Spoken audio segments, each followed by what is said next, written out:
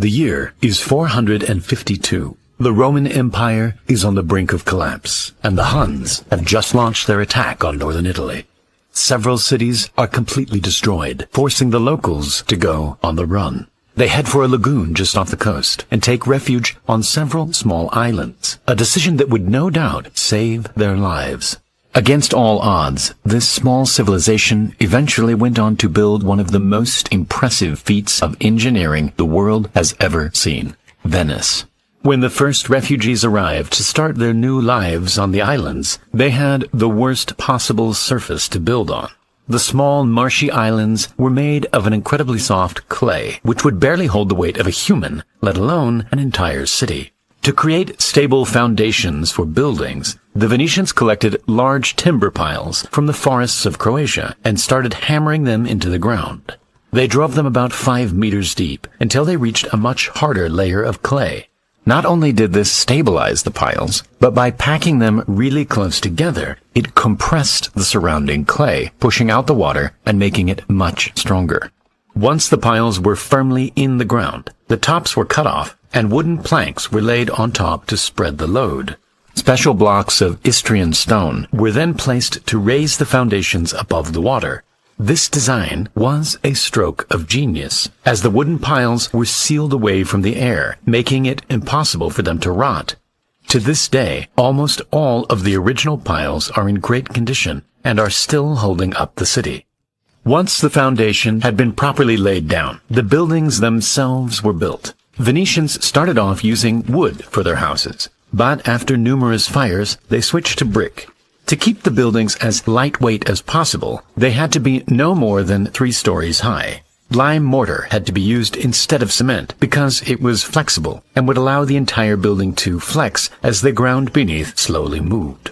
The inner walls were built in a crisscross pattern that would also flex like a trellis. The facade walls, which had large windows and elegant stone designs, made them much heavier, and so in order to stop them from falling over, they were pinned into the floor using iron rods, keeping the entire building together. This method of building worked well for the Venetians, and soon several islands around the lagoon were established in this way. Instead of expanding outwards like most cities, these islands expanded into each other. At first, boats were the only way to cross between the islands, but eventually the islands grew closer together, and many could be crossed by simply wading through the shallow water on a horse. The next step in Venice's evolution would, of course, be connecting the islands.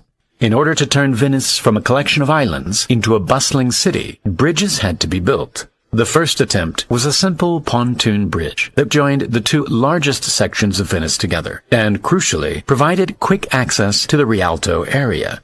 The bridge was later upgraded to a wooden bridge, which eventually burned down and collapsed before it was finally replaced by a much stronger stone bridge.